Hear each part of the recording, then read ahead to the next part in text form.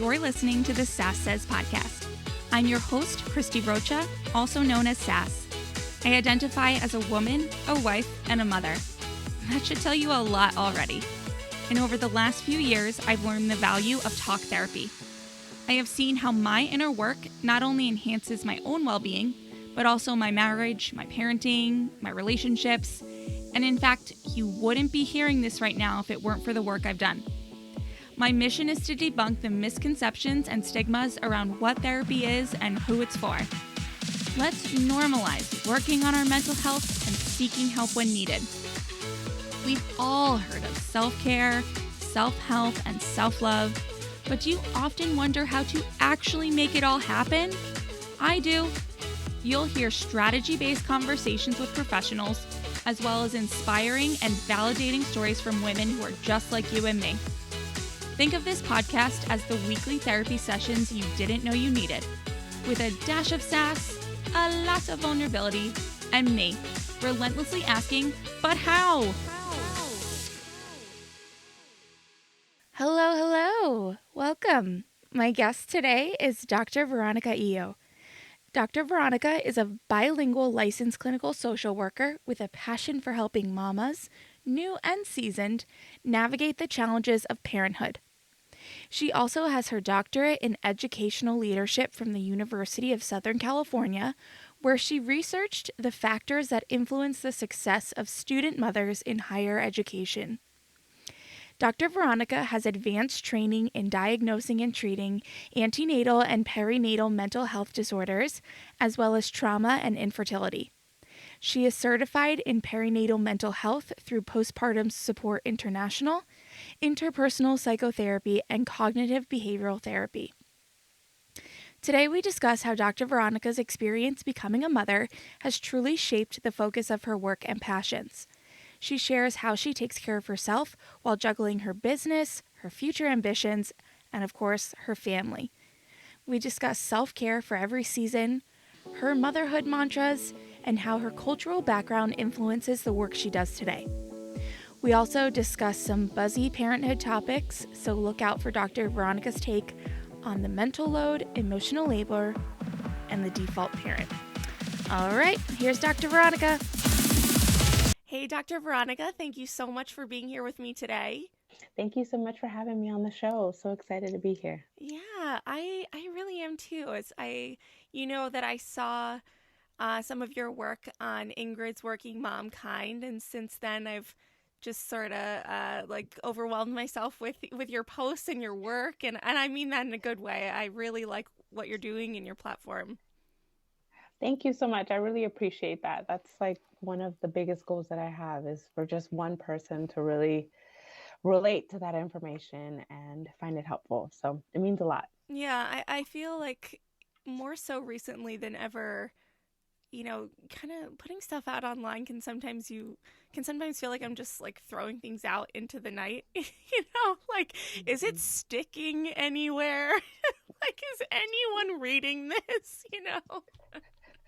I agree. I feel that way too. And I think the thing that sometimes gets me is when I think of what even brought me to Instagram was when I became a mom, and those in the middle of the night where like you have no one really to talk to, Instagram, it was either Instagram or Amazon that was going to happen in the middle of the night. And so that's same. pretty much what's happening there. And, sometimes it can get really lonely. Yeah. And so, I'm not making the content for me, but I am pulling from that piece of, I really did enjoy in those times of being up, whether it was because I was feeding the baby was just up, I was up because of anxiety of just the world, and just being able to talk to someone, or even relate with a post is kind of what keeps me hoping that someone reads it and thinks the same thing. Yeah. And but I really like your style, the way you do it, and I didn't expect to go into all of this, but I like just in how we're talking about it. It's very much. I love how this is how I see it. Like, you label, you define, and then you advise. Like that Mm-hmm. is very much what I see when I Mm-hmm. see like the blog posts of what is Mm-hmm. this? And then you actually tell Mm-hmm. me what it is, and then you tell me your advice, and it makes it very digestible and, very very easily to consume, especially, when we are moms and we have 5 minutes here, 10 minutes there, or like you said, someone's in the middle of the night, maybe they're not quite up to snuff on their energy and their focus. And so it makes it really, like I said, consumable and very pleasant to see. Well, I'm glad. I'm glad. That's very much, that is How do you like also how that? yeah, I love that. I really appreciate it. That's also how I show up as a therapist. Mm, Um, because I think sometimes, especially with social media, a lot of terms are thrown out there, and you and I can look at the same term and have different ideas of what that means or looks like to you. And mm-hmm. so taking that into consideration when I'm in my room with my clients, or even how I am on Instagram, I want to define how I'm looking at it so that we can sort of be on the same page about it. Mm-hmm. And then, that I'm giving you suggestions or helping you, whether in session or online through, and we're talking on the same wavelength in Yeah. some way. And so I'm glad that someone is picking up on that, that I'm good with this. You're making my head a little bit big right now. I'm appreciating it. So It's it's all part of good. my plan. There it is. I love this plan. It's a good one. No, but really, I mean, like I said, I'm kidding, because I do follow you, and I have for a while now, and since the time that I, saw you on Working Mom Kind, and yeah, I love it. So that all being said, and it tying to how you work with clients, why do you do what you do? Why did you become a therapist? So the short answer is I became a therapist because I had a therapist that really made a change in my life. That's the short answer. The longer answer of why I became a therapist for moms Mm-hmm. was because of my experience. I struggled in the beginning. And I still have aspects that I still do struggle with. And I felt like that I didn't, one, I was already a therapist when I became a mom, but I still was in shock of just how much motherhood was a struggle. Yeah. Like, and I've talked about this before of like, I didn't formally get diagnosed with postpartum depression, but it was there. Oh Mm-hmm. my goodness, it was there. And even I was thrown off. I didn't even realize what was happening because you're so tired and like in that I can only focus on my baby and what am I doing wrong? What am I doing right? All those things. And so just that experience led me to want to be a therapist for moms. And then the one step further is I uh, I had was able to access great therapists, but I didn't have therapists that looked like me. Mm-hmm. And there are some aspects of having a therapist. Now, this is not the case all the time. You do not have to have a therapist that has the same cultural background, right? Mm-hmm. Um, and for me, I'm biracial, so it's like there's only part of me sometimes that's there. However, it did make a difference sometimes in just me being able to explain, like, some of these negative triggers that I have, or some of these experiences that are showing up in my motherhood, is because there are certain cultural pieces that I want you to kind of understand. Mm-hmm. And so I want to be that therapist. Like, I'm not going to 100% be able to walk with or understand everything that you've gone through, but sometimes that familiarity can really just build that rapport quicker and be there. So that's the longer answer of why I do the work that I do now, specifically working with moms, mamas of color, mothers that are students. I was a student mother. I was got my doctorate while I had these little ones, and I remember that struggle of feeling alone and feeling like, does anyone get the struggle that I'm with? I feel the pull of like, I want to do, but also I want to be present with my Yeah. little ones. And how do I do that? Yeah. And can I get both of those things validated, please, at Mm-hmm. the same time, if possible? Mm-hmm. So Yeah. long answer of that. Yeah. No, but I mean, there's so much there that I want to get into, and I first want to say that you're not alone in your experience of not finding the support that either meets your cultural background or, like you said so simply and easily in that way, someone that looked like you. I've Mhm. interviewed several other therapists. The one that's coming to mind is Dr. Holly Sawyer, where she said, I wanted a black female therapist and I couldn't find one, so I became one. And Mhm. it's a bit of a theme. And Yeah. so it's I don't know.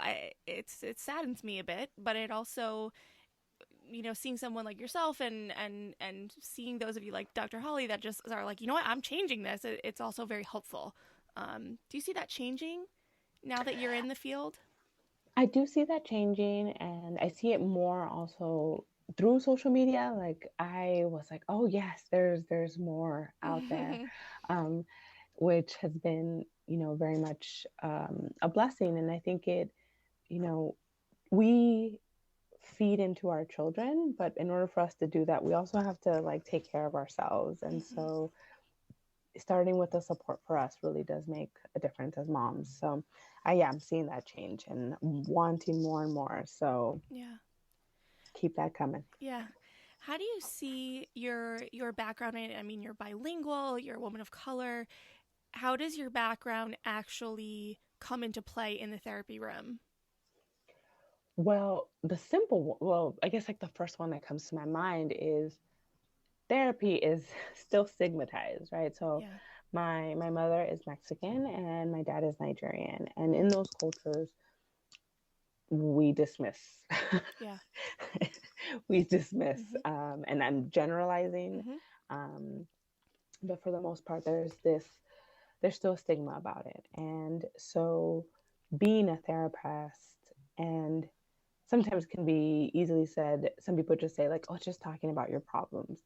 But it's not just talking about your problems, Yeah. right? Like therapy is hard work, Mhm. can be hard work.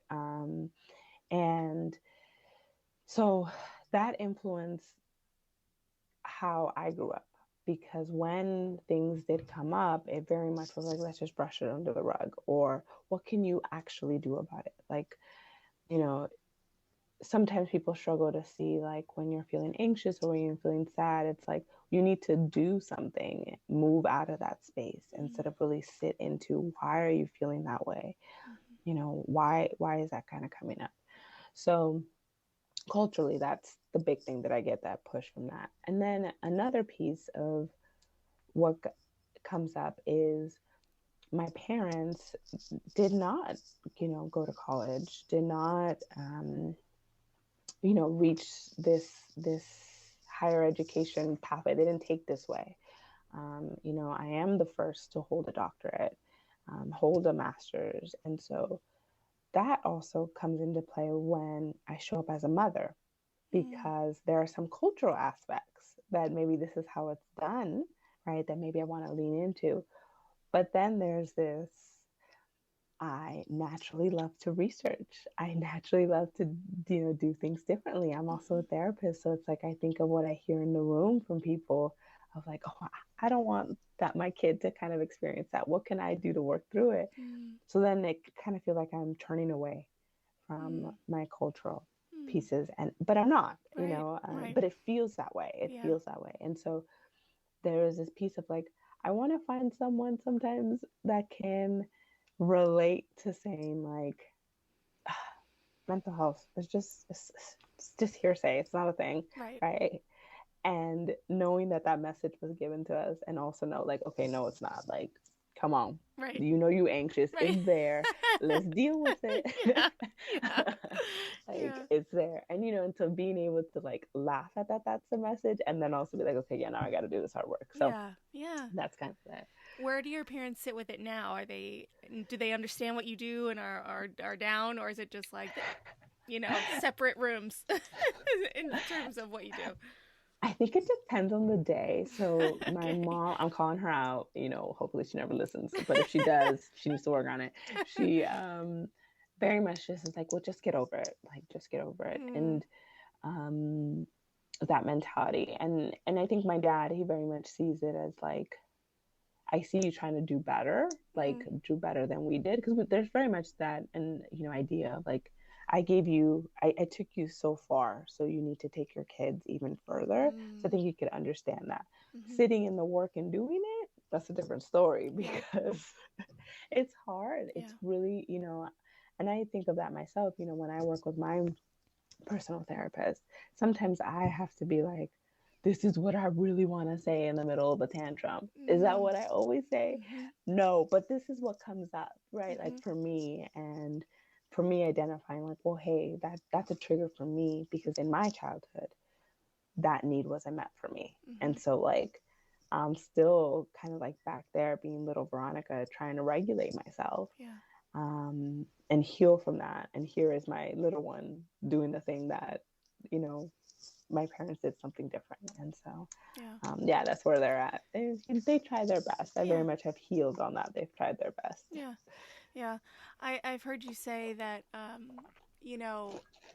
your kids crying is a big trigger for you, and you're a mom of 3. I mean, to go through that crying phase 3 times when it triggers you, I can't even imagine, honestly.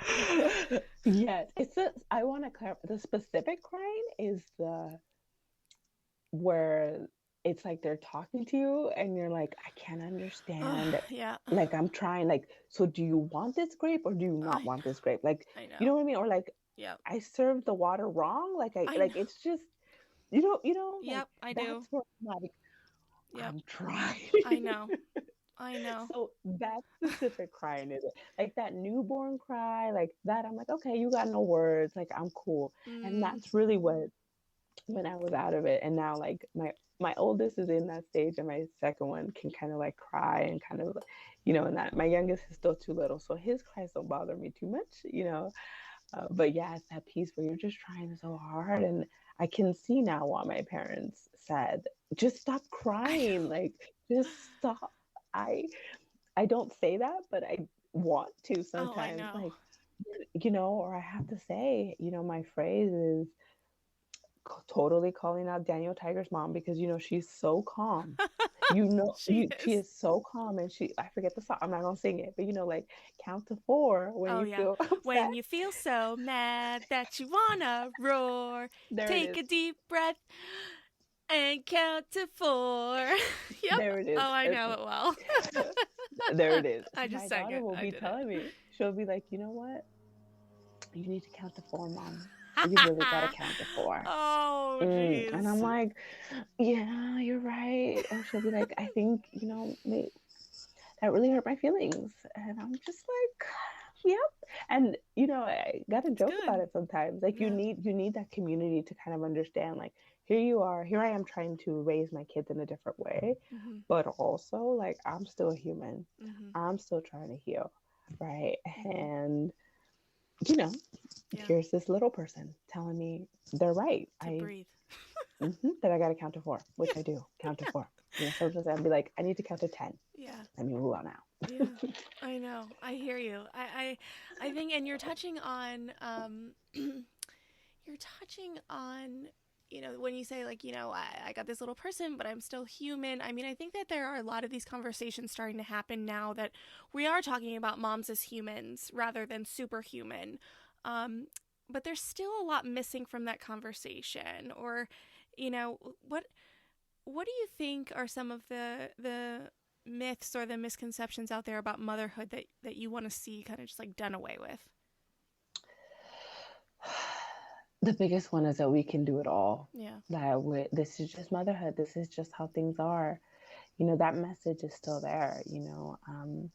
My mother-in-law has said that to me. My mom has kind of just said that to me, of like, well, you're the mom. That's it. Just, and it's hard sometimes to hear, because I'm tired. I'm tired. And as much as it's, you want to give your kids so much, right? Like, I'm tired. There's no, and I cannot do it all. And, when I wrote that article for Working Mom, I was thinking about this piece. People do automatically think that I kind of got it, like I hold all these pieces. And very much trying to move away from that of like my husband too, Yeah. like your partner too. Yeah. If you don't have a partner, like let's kind of share some of that load, because it's exhausting. And so that's the biggest one that when I think of that mom has to do it all and has to be always self-sacrificing. Now I'm not saying that it's, sometimes, yeah, like there are some elements that I gotta push through. Last night I was up all night with the little one. Mm. See, well, the listeners cannot see the bags under the eyes, but they're there. I can't see You them know, either, honestly. well, that's right. I appreciate that. It's a grainy camera, but and so like on that end, well, yeah, my little one, he's teething. Yeah, I am gonna. He needs his mom, right? Yeah. But that's not necessarily on the same thing of that I'm running around with my head cut off, always doing everything, and that's just how things need to be. I want to push against that of like, hey, okay, how can I help you? Mm-hmm. What is it that I can kind of do? And I'm starting to have those conversations with my family, like my mom, my sister. I'm like, I need more help. Mm. Um, and I encourage those conversations as well. And I think they're hard sometimes because I do think people truly believe that mom has it. And when they think of their moms, often they see like, well, my mom had it and she did it. Like, Mm-hmm. what do you mean? Mm-hmm. And Yeah. I always remind to say like, your mom probably didn't have a space to be able to say that she didn't have it, or she didn't want to burden you, Mm-hmm. um, or she didn't feel like she had the ability to even say that, Yeah. So that's the biggest one that Yeah. I just like, we got to get rid of that one. Yeah. Let's just move on. I'm thinking of a few things as you're talking. One, my mom and I had to have that same conversation of me thinking of always about how I thought she had it all, that she did everything, that she could do it all. And because she heard me one time in an Instagram live saying that, part of where some of my postpartum depression, anxiety, all of that was coming from was really not knowing how to ask for help and really not knowing, really feeling failure on some part of not being able to do it all. And she like called me, she's like, what are you talking, like, where did you get this message from? And I'm like, what do you mean you did it? And she's like, Chrissy, I had a nanny, I had mama, I had people, like, I don't understand. And I think, you know as kids we process things so differently than we do as adults. Mm-hmm. And I forget a lot of things. I don't forget that I had a nanny, but I was so young that she's only this like image in my mind from pictures, and I don't Mm-hmm. remember her person. So I kind of Mm-hmm. like forget that she was there sometimes. 100%, Yeah, and it's we tell hard. ourselves stories about things. Yeah. Um, and to make sense of it, we just naturally do it, like even this conversation, right? Like Yeah. at the end, as we're reflecting on it, we tell ourselves a story of what it kind of happened, even though we don't remember every detail. And Yeah. so um Yeah. I'm Well, glad that she called you out on it I know though. she did. Within That's minutes, good. she was like, excuse me, what?" um, but also, it's funny. And right before this, I had posted on TikTok the other day where, I listed all of these things. I was like, society to women, raise babies, work, cook, clean, stay thin, be pretty, have a social life. Like, got it? You good? And like the next clip is of me being like, F no. And I've had women comment, like, well, what's wrong with raising babies and this and that? And I'm like, that's not the point. There's nothing wrong with it. It's the implication that we should be able to do everything all the time without help and stay sane. And Mm-hmm.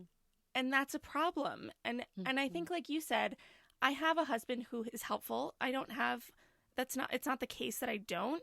It's still just these like societal messages, I think, that at least I grew up thinking, yeah, I want a husband who's supportive, but I still should be able to do it on my own. And I don't know where that came from and why I have it, but it's It's there. problematic. Yeah. It's not It is. serving me. Mm-mm. It's not serving you. And and in a gentle way, because sometimes fall into that too, is of like, oh, that's just my strength. His strength is different. Mm-hmm. Or, you Mm-hmm. know, in the beginning, I remember leaving when I would leave the house, I'd, have everything perfect, like all the Yeah. things that he might need for the feedings and Yep. stuff. And then, this is gonna sound morbid. I'm just gonna name it. This sounds morbid, but I would think if I died today, not because I'm suicidal, but like if I died, he is a grown man. Yeah. He would have to figure it out. He would become resourceful. Yep. And and if he doesn't, then that's another problematic thing that, Right. to have that conversation. But Yeah. like I have to trust that. And I think it's easier said than done, Mm-hmm. honestly, Mm-hmm. about that. And one of one of the biggest suggestions that I make is just make one small decision that moves in that way, right? That's So good advice. Yeah. so if you struggle with leaving your kid, whether it's daycare or leaving with your husband, so that you can go on a girls' day or whatever. Mm-hmm. Okay, you don't gotta go for 3 hours. Right. Can we do 15 minutes? Can we do a 30-minute walk? Right. Like we think so much, and we think so much in like grand terms. We have to make like a life Mm-hmm. changing decisions, Mm-hmm. but we don't. Yeah. Honestly, just small things. And so, I remind myself of that because I think in strides. I want to do it all. That's naturally my. And when I say all, I mean in terms of like projects. I'm Mm. always like, oh, this is a great idea. Let's do this. Let's do that. That's just I fire in that way, Mm-hmm. and then I have to remind myself, Veronica, you have 3 kids.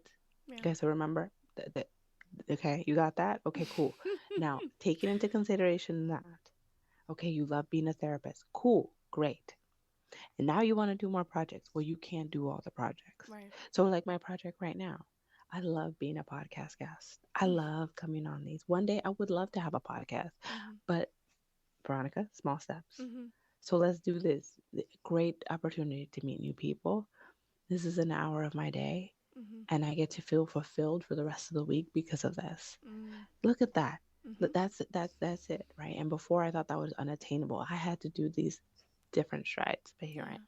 So that Yeah. came up. It's very true. I tend to think that way too. Like it has to be these grand changes, and not just in the way that it's a big grand change of one day we're going to do things like this and the next day we're going to do things like that. Is that thinking of it that way also puts me in the position where I want to overanalyze and plan how that change is going to come about to the Mm-hmm. point where it's like we're like months talking about one single change. It's like Mm-hmm. just do it already. Just like Yeah.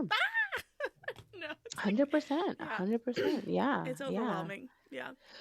It is, and it's tiring. So Yeah. I'm with you. We're in this struggle together. Yeah. Remember, Thank you. small Yes. step, Yeah. small step. And, thank you for the opportunity to make my small step this Yeah. week. This is going to fulfill me. I love And that. I did that. And it's all right. We checked it. Look at that. Yeah. I'm accomplishing things already. Yeah, yeah. I love that. All right, so small steps. Is there any what other, maybe strategies or coping mechanisms are you implementing with yourself or with your clients or that you'd want to mention here today? As far as I know that's a pretty broad question. If something comes to mind, let me know. Um, I but do actually. yeah, okay, go ahead. Another one that kind of comes up is that you can try again. Mm, Like you can try again. That's a mantra that I say to my kids. They tell me all the time. Does it feel nice sometimes to be called out that, hey mama, do you want to try that again? That you were yelling a little bit. I'm like, oh my yes. god. Let me try. You see, like it's great, right? Like on Yeah. the outside, like, oh, your kids say that. But Yeah. when you're mad, Ooh, yeah. I'm like, here's this little person, but that's the reality of it. She on it. She be calling me out. Mm-hmm. Um, but I very much apply that for myself and with my clients. Mm-hmm. Like you don't have to always get it right the Yeah. first time. We Yeah. we can we can try again. We can pivot. And so whether that's um because a big thing that's been coming up in my sessions is like passion. I need to find my passion. I want to like do this, but it's like so many possibilities, Right. right? Pick one. Right. you can change your mind. Like we already know that the path that we're on right now, you don't like. You don't like that you don't have a passion. So we already know, we know one thing, Right. right? We know that you don't like this. So then pick one. If you don't like that one, now we know two things. Yeah. You know, and the same thing with parenting. Like when I don't show up the way that I want, I can, try again. Same Mm-hmm. thing with self-care. Like I apply that with everything. And some days are easier than others, to remember that because, again, I'm a recovering perfectionist Mm-hmm. that wants to get it right the first time. Mm-hmm. Just naming that. But with practice, right? Mm-hmm. Like it does make a difference. Yeah. And, small steps and you can try again. Those are my two go-tos in every situation, really. I love that. I you mentioned self-care. This is like a big topic for me on the show because I have unfortunately taken such an issue with the term in itself just because I think it's gotten very muddied, but what what do you think of self-care and how do you, Dr. Veronica, take care of yourself? So I think of self-care, it's a personal decision of how to define it. Mhm. And that may change based on the season of life that you're in. Mhm. So if I just had gave birth to a baby, my self-care is taking a shower. That's what it is. Yeah. That hot shower hitting me. Not my C-section scar because that hurts, Mm. but my back preferably. Okay. Mhm. That's what I want. That's all I want. Mhm. If my kids are sleeping and I have been craving some good junk food that I do not let them eat, then that's my self-care Mhm. for that day, right? Mhm. I do try to make it an everyday thing. It's Mhm. something small. It's not big. Like you don't gotta save it for the big things, like the Yeah. spa days, the I know. vacations. We just came out of a pandemic. There were no spa days. Well, we're still in a pandemic, but you know what I mean. Like Mhm. there's no spa days. There's no vacation. Right. Um, Sometimes it looks like me waking up early so that I can put on makeup before my kids. That sounds nice. Right? But we all do it differently. Right. I know some moms who they put on their mask, while Mm. they're doing bedtime with their kids and like they just sit down, Mm. you know. It can look like taking that Pilates class. It Mhm. can look like seeing a therapist. Mhm. Um, so I always say it depends on the season in your life, Mhm. that you're in, and regard that. And how I take care of myself right now, my intention is, yes, to get dressed in the morning before my kids, Yeah. even if they're awake. Mm. Like I will tell them, like, you need to stay in your room. I mean, it's not like it takes me that long. Let's be Right. honest. Right. Like the mom I know. shower is like Right. 2 minutes. Right. Then you know what I'm talking about. It's not Yeah. long. But I wanted to make that my intention because that's the season that I'm in right now. Mm. My two oldest are a little bit older, and so my baby is still sleeping when they're awake. Mm. So it makes sense Mhm. in terms of that. A year ago, my self care was going on a walk. Yeah. That was my self care. Yeah. And during the pandemic, we had to get creative with Skype dates and Yeah. all those things. It And was rough. so, yeah. Yeah. And so that's kind of how I take care of myself. And I remind myself that, you know what, maybe one day I will be at the spa every month and that will be my thing. But not right now. That's not the season that I'm in right now. And but it is a priority to make it even just 15 minutes every Yeah. day, Yeah. can make a difference. And for me, I would say personally for me, that makes a difference. So How old are your kids?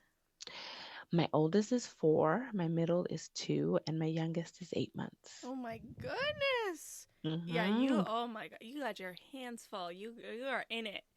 Wow. I am. I'm in it. I'm like, but we almost out a Yeah, little bit, I sort know. of. I love them playing around, and but it's fun. Mhm. But it is tiring, and Yeah. so, like I said, if I can shower and put on some makeup before they let me say get out of the room, Mhm. look at that, I'm winning. So today I did two things. Yeah. I'm Look on at here, you. Yeah. and I did that. And Yeah. honestly, like I'm this it's been a professional goal to be on podcast, and it does fulfill my life. And so like it's just I have to remind myself the season that I'm in, and it's taken practice. I feel like Yeah. I'm saying this and it might seem like, oh, it's so easy. Like, no, it has taken intentional practice and like intentional, um, not just practice, but like making the decision to kind of follow through on it. Because yeah, sometimes I wake up in the morning and I'm like, I don't want to, Yeah. and I'm like, okay, then I don't do the makeup, but I can shower and put on some jeans, not jeans, let's be real, some jeggings. I can only see from the waist up, but you look very professional today. Oh, it's because I had to come into the office today, so that's why I'm here. Okay.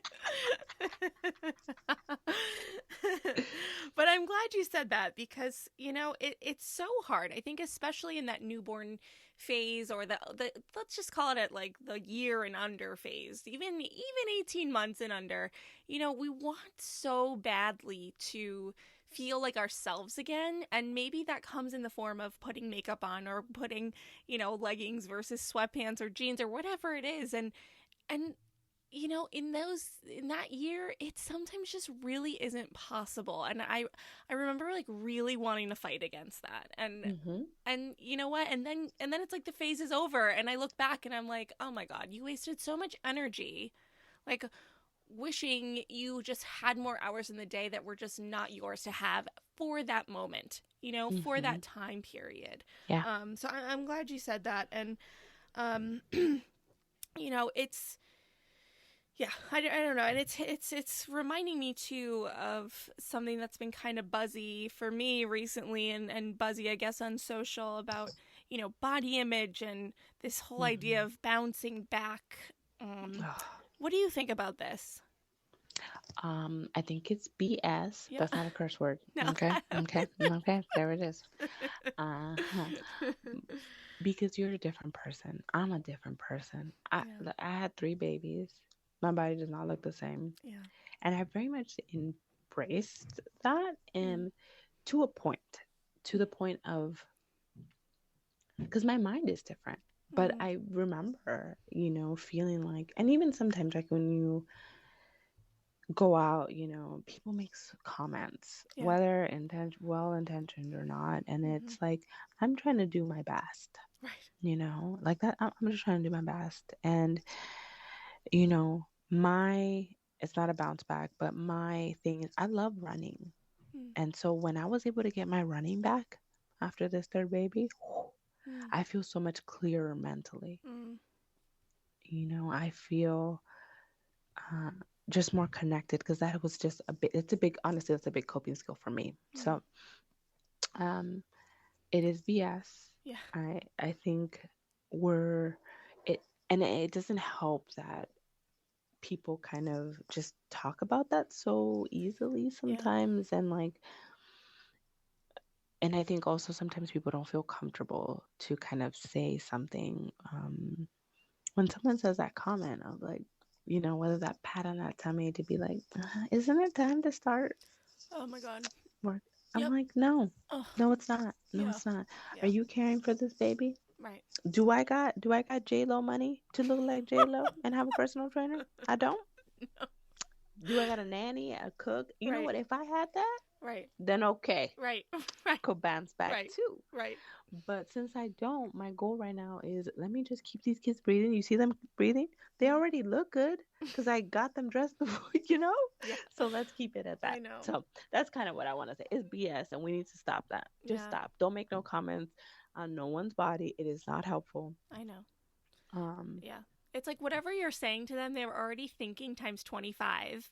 And so you're making them feel worse, or they're not thinking that way at all because they've and now they are. healed, and now you just look like a butthead.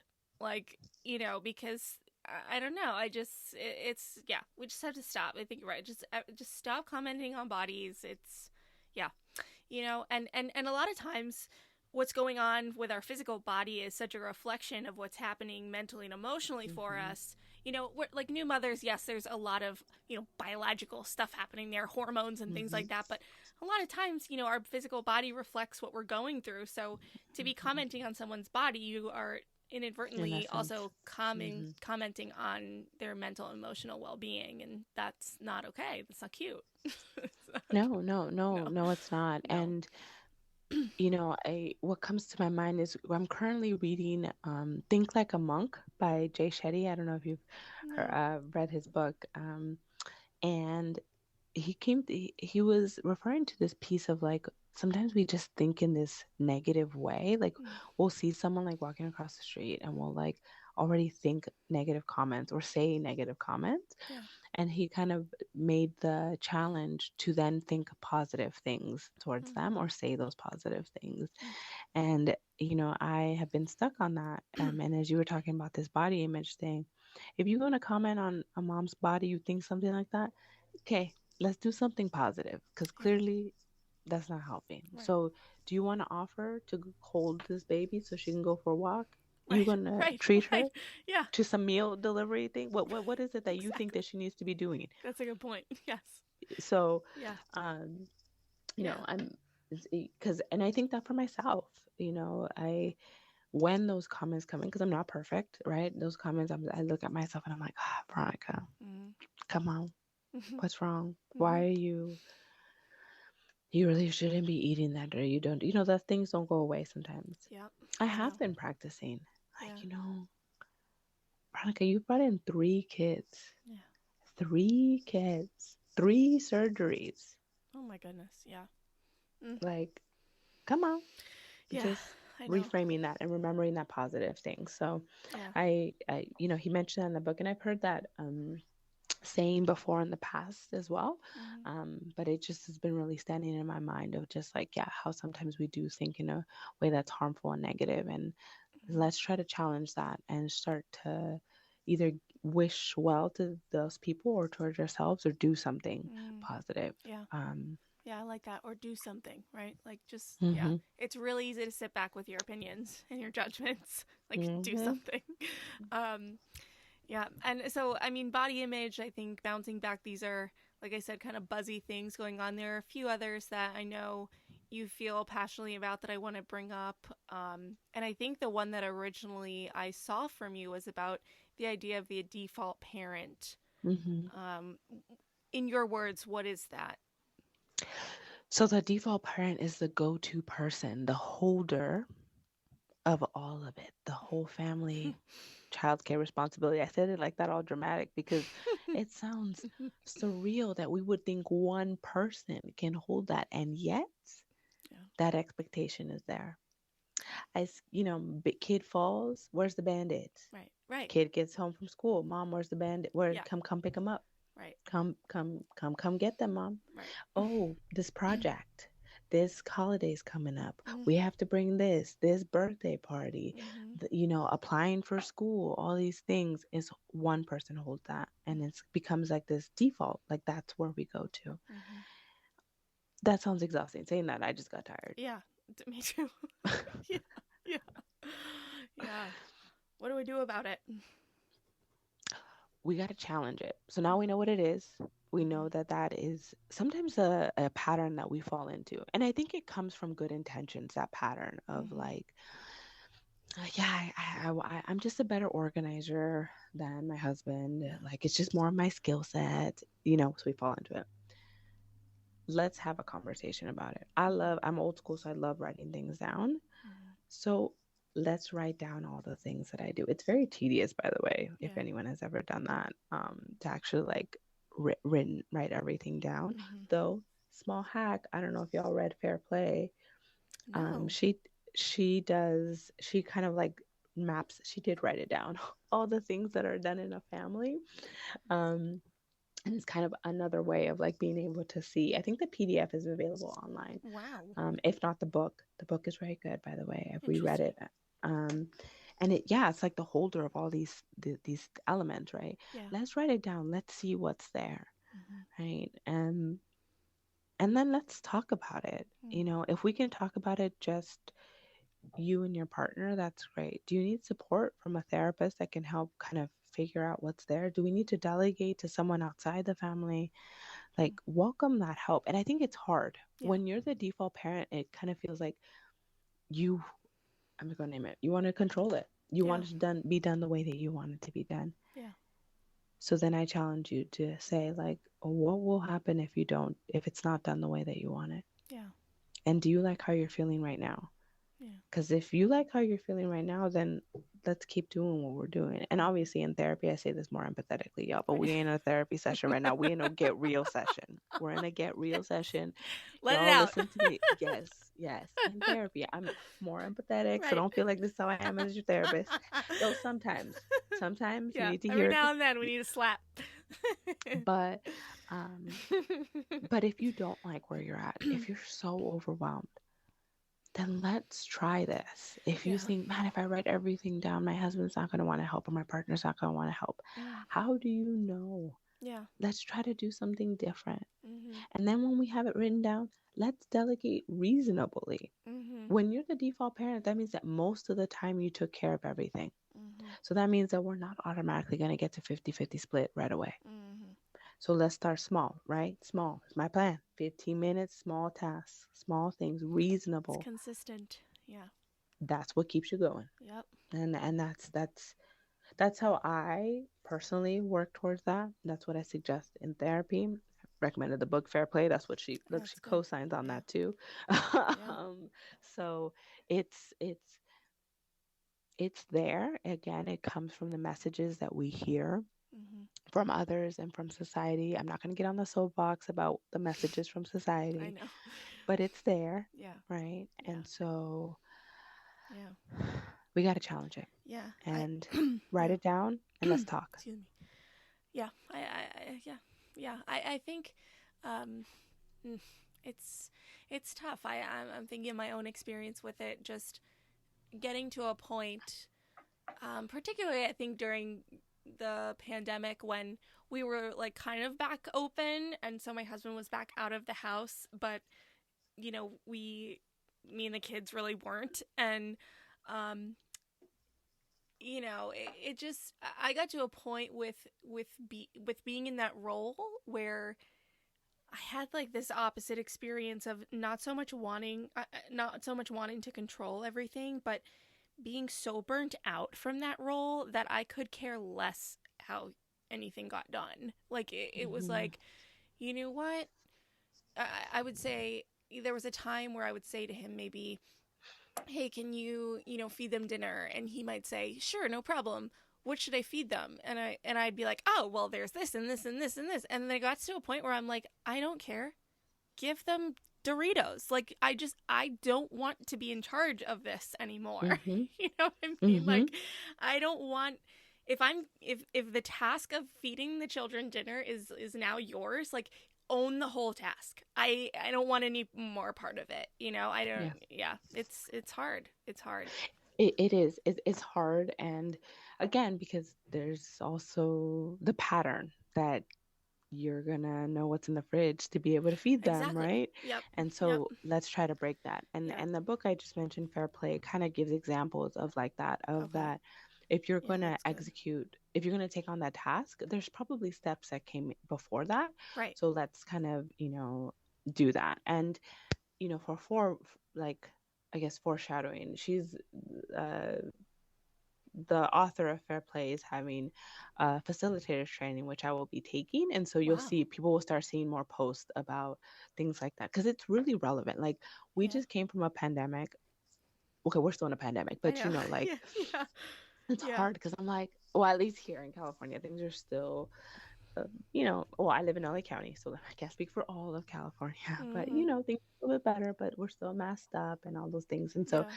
um, uh, talking about like, yeah, like as parents, how do we share some of that load? And so I really appreciate how she speaks about it in her book. And I'm Okay. looking forward to being able to speak more about providing those tools for people Yeah. in conversations, because I very much feel like sometimes you don't have the words of how to do that. You can feel overwhelmed, but Yeah. not know what are the words that I want to Yeah. use to kind of say that. So that's a Yeah. book that I definitely would recommend in terms of like figuring that piece of how do I share that with my partner. Mhm. Yeah, so just Cool. sharing that. Yeah, I will. I'll link that. It sounds very interesting.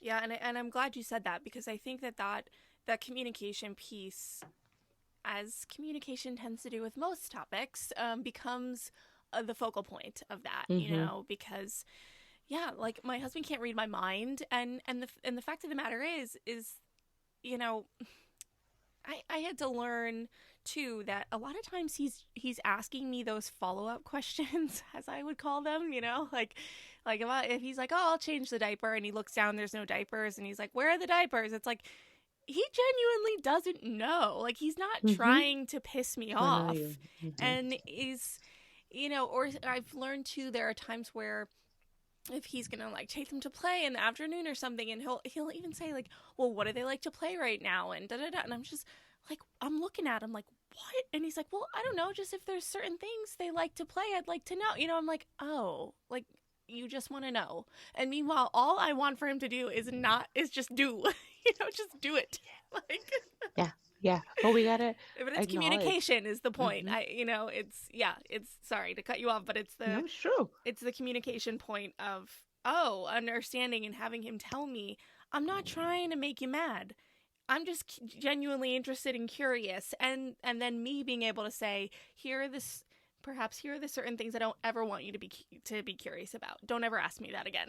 You know what I mean? There Like it is. just figure it out. Communication. Yeah. That sounds right. And your husband sounds like my husband. Sometimes he'll be like, I'm not trying to make you mad. I Right. just don't know. And so, again, it takes a lot of intention and really awareness about that. And, kind of going back to your comment about why, like, not my teaching style, but how I try to get information out there of like defining things is because I Mm-hmm. know that we all communicate and understand things differently. Yeah. And so I have to remind myself that like that even applies with my husband or my kids or Mm-hmm. like people in general. And like we forget that step. Not Yeah. everyone is thinking how we're thinking. Mm-hmm. So Yeah. yes, It's is big. it Yeah. tiring sometimes to take that extra step? Mm-hmm. Yes, but it can make a world of difference. And like now we're on the same page Right. about what we're trying to get to, and Mm-hmm. we're slowly working towards that. And just yeah, Yeah. so Yeah. good conversation about Yeah. that. One other, topic that I want to bring up to you that you posted about, maybe even it might have been today, recently, is, doing the emotional labor of the Hmm. family, and one partner sort of taking on that role. I don't recall the post specifically, but I'm sure it's mostly the mother in that sense. Hmm. But what does that mean? What is your advice when it comes to that hot topic? So oftentimes emotional labor gets looped into carrying of like the mental load, right? Of that list that's Yeah. like ongoing of everything. Mm-hmm. And specifically, though, when I was thinking about emotional labor, I wanted to specifically define it about, for lack of a better word, feeling like the therapist of the family, Yeah. right? Like Are we you're okay? How are you yes, feeling? Yeah. yes. Yeah. Like, oh, you know what? I haven't connected with my husband. Let me plan a date night. Yep. Oh my goodness. My little son had this project at school. He had a presentation. How you doing? Do you need some help? Mm-hmm. When they're coming and they're struggling, they're coming to you, Mm-hmm. you know? And the thing is we're tapped out Yeah. too. It's not like moms, we're all walking on like sunshine and being like, I just love giving. We're tired Right. too. Right. So when I'm thinking about planning a date night to connect with my husband, let's be honest, that's the last thing on my mind I because know. I'm tired. Yeah. When my kid, yes, comes to me, I want them to come to me. Mm-hmm. But also sometimes I need to acknowledge that, hey, dad can answer some of this too. Right. Dad can take care of this. And Yeah. that's like an ongoing conversation. And that post came up because of an ongoing conversation. Mm-hmm. And my daughter is kind of at the age right now where she's noticing like differences. Like moms do this, dads do this, Ah. girls do this, Mm. boys do this, Yeah. that they notice. Yep. And so my husband and I are intentional with her of saying like, oh, your mom can do that too. Like she associates, Mm. for example, like strength, right? She'll be like, oh, Yeah. boys do that.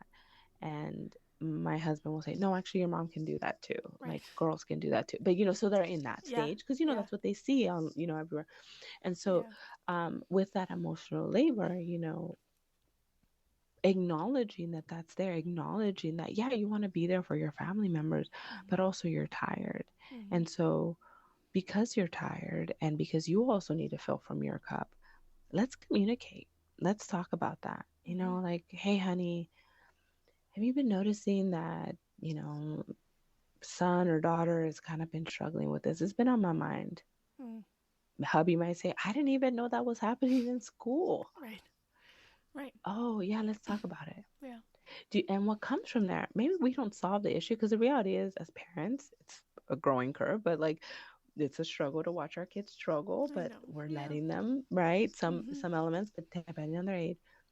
But look, now I feel connected that I talked to my husband about it, Mm-hmm. and like acknowledging that we don't 100% know what we're doing and how to help, but we feel a little connected. Yeah. Yeah. And so one of them, I talk about identifying that that's happening. I identify like making a list. If I'm a list maker, y'all, so that's why that comes up. I love But it. if Yeah. but if not, it's like, and the reason for it is like you want to organize your thoughts. Like I think as a mom, we have so many thoughts going through our mind at one time, Yeah. and we want to solve everything at one time. But Mm-hmm. let's be realistic, we can't solve it all at the same time. We have to be clear, and so writing it down can be a way to do it. If you want to do a voice recording on it, fine, Mm. but like then let's sit and talk about it, and let's Yeah. acknowledge that maybe your partner hasn't noticed that, I don't know, your son has been waking up every night because of night terrors, Mm. and now you're concerned that they're gonna be afraid of the dark forever. I don't know, whatever it is. Right. Like, Yeah. give the benefit of the doubt and let's just talk about it. And even if it doesn't come with a solution, but at least I have someone on my side that kind of knows that it's there. Yeah. And if it's not your husband, I always say work with your partner first, because they're the ones in the home there. Mm-hmm. But if not, then how can we outsource some of that? Yeah. Is your kid struggling with feeling a little confident about their presentation? Well, do we got an aunt or uncle that can come over and hype them up? There it is, right? They love performing in front of people, Yeah. right? And doing that. Or not, or maybe they don't. Right. Maybe they admire someone else, and like, but you're sharing that with them. Like, yeah, they've been really struggling with this presentation or applying to colleges. And, I don't really know what colleges they want. Let's Yeah. bring in outside family members that can have those conversations and kind Yeah. of go from there. And as you're talking, I'm hearing what I think is the dots connecting for me, in the sense that, in, say, me reaching out to that family member, reaching out to my partner, having that moment, having that conversation, might actually be enough support for me to then be the one to go back to my kid. It's like either I'm releasing the responsibility, or I'm just releasing, like, I'm just thinking generally with my own therapy, so much of what I go through and what I deal with is made better just by saying it out loud to someone else. And I think until you have that experience, I'll speak for myself, I underestimated the very big power in taking things that are like ruminating in my head and actually just speaking them out loud to another human Yeah. being. It makes a Mm-hmm. huge difference. And you wouldn't think so, but it does. Mm-hmm. Mm-hmm. Because Yeah. the rumination makes you tired. Yeah. Like you have Yeah. to hear yourself. It's exhausting. Yeah. And so let's be clear about it. And in my sessions, sometimes I have a whiteboard where like we'll write things out. I mean, obviously, I gotta show the board and kind of do that. But like, let's do that. And sometimes you can just look and be like, I have all that in my head. Yeah. I Yeah. have that. Well, wow, that's why I'm tired. And so Yeah. I know that communicating is going to look different for everyone. Mm-hmm. And that's why sometimes I steer clear of saying like, say this and then you'll get this result, because everybody is different. Yeah. But That all makes I'm sense. saying is try to organize it in a way that makes sense for you, what the problem is. Try to communicate, seek outside support. In therapy, I do role plays, like in my therapist, like sorry, as in my role as a therapist, I do role plays, and we do get that right wording to feel comfortable and stuff. But on social media, I can't necessarily do that always. Right. So like, let's practice with it, because again, we can try again. We can try again. We don't got to get it perfect the first time, That's good. right? And we just keep trying and just to find a solution that kind of works. Because again, we already know that the path that we're in right now is not the one we want to be on. Mm-hmm. So we can always come back to this path, Yeah. but we don't know what the other possibilities could be in terms of communication. Yeah. Yeah. Your your love of lists. I was reading about, I was skimming some of your blog posts on productivity and, your list of get to do and to don'ts. I mean, those are great. I love that. Yeah, you talk about that for a minute, if you don't mind. Oh, yes. Well, the get to do is very much because sometimes I'll get into the habit of like, I have to, I Mm-hmm. have to do this, right? Mm-hmm. Um, and I had heard another person on social media. I think her Instagram is at Laura Scott. She's a doctor, Okay. a dermatologist in Miami. She's a mom of four. Whoa. I know. And I just love her spirit. I love, just, uh, I just, the content, of like, she speaks honestly Yeah. of like, I have all these dreams, I have all these things, but also things are not perfect. Being a mom is hard sometimes. Mm-hmm. And so she had started saying like that reframe of saying like, I get to do these things. Mm-hmm. Like, I love my job. I do love my job as a therapist. Mm-hmm. So it's not that I have to go to work, Yeah. sometimes it feels like that. Mm-hmm. Not all the time though. Actually not very often actually, because I love the clients that I work with. I've done a lot of work in my business and to do the things to really feel fulfilled. Mm-hmm. So that get to do list that's where that reframe kind of I came love from, and that. it's been really helpful. Yeah. And then, you know, my don't list is because I think sometimes, we see images of perfection Mm. all the time, Yeah. like, oh, these things, but there's a lot of things that didn't happen because of that, right? Mm-hmm. People can't see me, but I got makeup on today and I did good. What they didn't see is that I didn't wake up today to work out. I didn't have the breakfast that I wanted.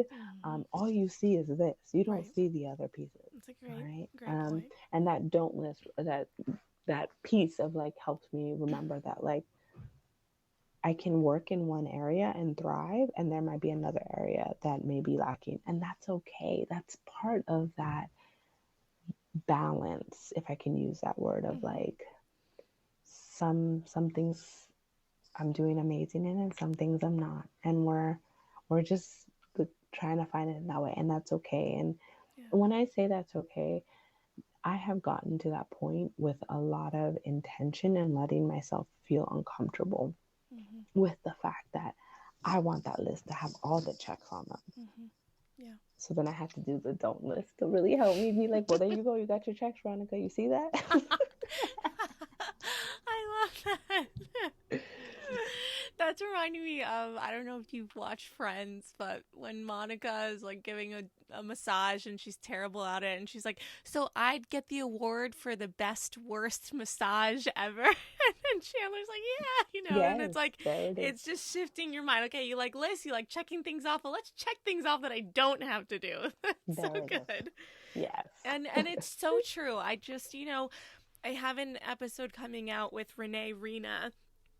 She's the mom room, and one of the quotes actually that sticks out to me from that interview was she was talking about social media, and she's like, this mom does beautiful things with her house, this mom makes beautiful plates, this mom has great outfits, and this mom has all the crafts. And she's like, we're scrolling and we consume this, and then we think as one individual that we have to do all of those things. And Mm-hmm. and she's like, simply put, my house is a disaster and my kid never has fancy looking meals, but that's how I have this really cool platform and this really cool podcast. So, like something has to give. Like it can't do all the things all the time. No, you cannot. You cannot. And getting comfortable with that and normalizing that for our kids, like that's something that Yeah. you know, also hold. I hesitate sometimes to say to do things for your kids because again, this is about our healing journey as mothers, and but sometimes that does come up. Like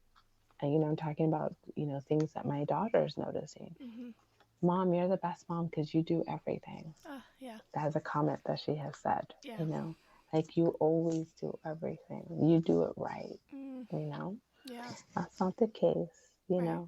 And I do have conversations with her about like what is everything, because again, like when I hear that I think other things, and she's like, well, Mom, you say sorry when you make mistakes, and I'm like, oh, okay. Oh my Okay, cool. So she knows. goodness. So right, so like that's what she think is everything. Oh, The fact that's that I come back and yeah. do that, because let's be honest, y'all, I sometimes lose it, and it's not pretty. It is not pretty. And then that mom guilt comes in, and Oh then I my gotta remind God, I myself that know. like, well, you can pivot and you can change. Tomorrow's a new day. You Yeah. see that? I work it on myself, Yeah. and then I make time for myself so Yeah. that I can show up in a better way Yeah. next time. So Yeah. there you go. That's it. That's how the cycle continues. Yeah. Yeah. No, that's so that's so sweet though. It's so wholesome. Like you say sorry. It's so sweet, really, because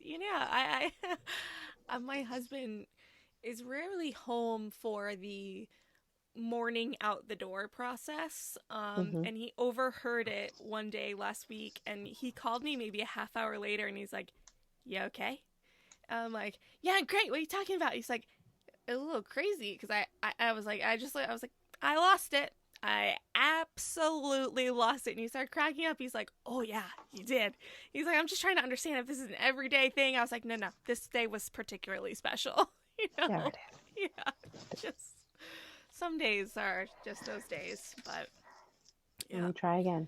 And And you we try that's all we again. do. Oh, yes. I love it. It's all full circle. Well, Dr. Veronica, is there anything that you would have asked yourself that I didn't think to, or anything that you want to really drive home or leave people with today? I just want to drive home that you are doing the best that you can. If you listen to this podcast because you're trying to feel empowered or connected, look at you. Check that list off. You did something for yourself. Mm-hmm. And if you haven't shown up in the way that you wanted to, you can try again. You can try again. We can try again. I That's love it. it. We're going to try again, and we're going to come around. And remember that, and Yeah. it doesn't always have to feel that way. You don't always have to believe that you can try again, Mm-hmm. but you can make that intentional step with it. Yeah. So thank you so much for being able to be on here. Of course. Thank you. This was wonderful. I feel like you and I were just sitting having drinks or something. Like we need one now, but it One just day. feels So very, I'm going to very fly nice. out there. I'm going to Yes, fly out there, and come there you see go. me. I love it. Well, thank you again. This was so great. Thank you so much.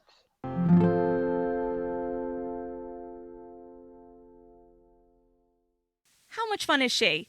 Oh, I just love her. I want to hang out with her all the time and just talk about this stuff forever. But sometimes I do feel like I get to do that because, like I said on the show, her social media is so consumable. I can't stop.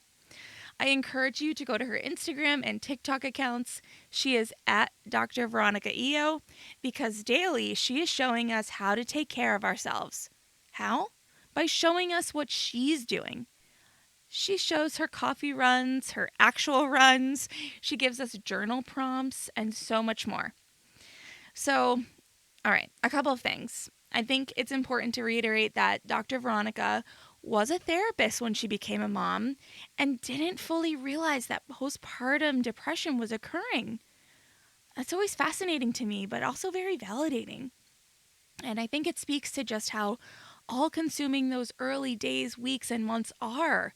The sleep deprivation, the brain fog, the overwhelm. It's a lot.